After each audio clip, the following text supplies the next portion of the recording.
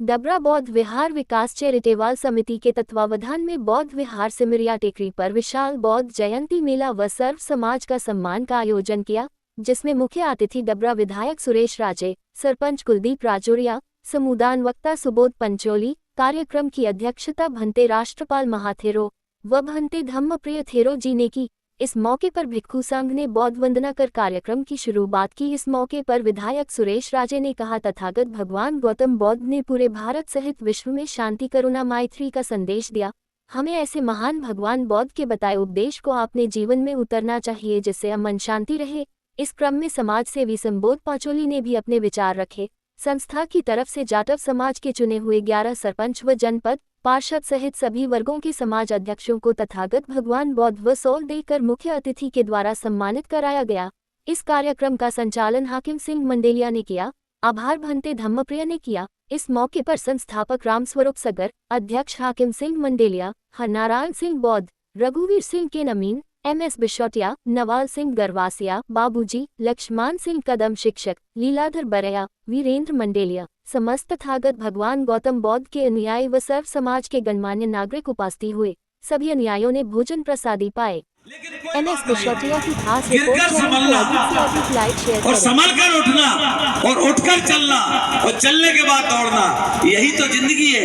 यही तो बाबा साहब ने कहा कि गिर के संभलना, यही इंसानियत है और यही हमें सीखना है और इसी पे हमें चलना है। आज देश के सामने अनेक चुनौतियां हैं और देश के सामने चुनौतियां हैं तो देश में हम रहते हैं।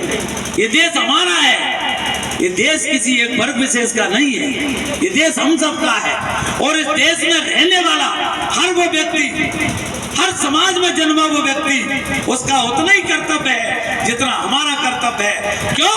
आज देश चल रहा है तो इस देश की रक्षा करने का सबसे पहला धर्म अगर किसी का है, सबसे पहला फर्ज अगर किसी का है तो वो हमारा बनता है, क्योंकि ये हमारे बाबा साहब के बनाए हुए संविधान से देश चल रहा है। तो बंधुओं, मैं ज्यादा आपका समय न लेते हुए इतनी बात कहूंगा, एक, हमें खुद को बदलना होगा, मैं इससे सहमत हूँ। दूसरा, पंचोली जी ने कहा कि हम रोज कहते हैं कि बेटा ये काम खराब है, लेकिन हम वही काम कर रहे हैं, तो उसे हमें बदलना होगा। दूसरे को बदलने से पहले हमें अपने आप को बदलना होगा। और इतना लंबा वक्त इस कार्यक्रम को हो चला है, मैं ज्यादा समय नहीं लूंगा। चंद लम्हों में, चंद बातों में अपनी बात को समेटूंगा।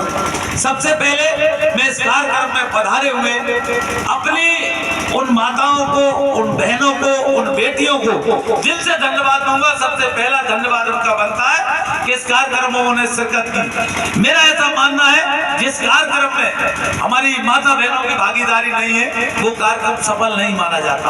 इसलिए सबसे पहले धन्यवाद उनको। पीड़ा ये किसकी वजह से? बुराई किसमें है? बुराई खोट किसमें है? खोट कमी किसमें है? बेईमान को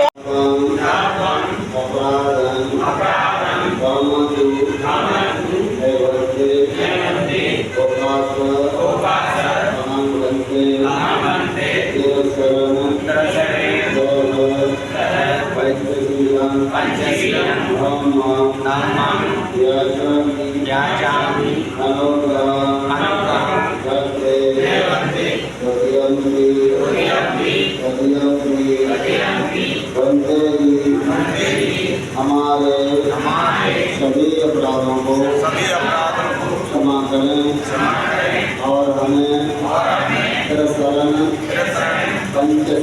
पंचशील ग्रहण कराएं, जिस पर मन वाणी काया से निर्मल हो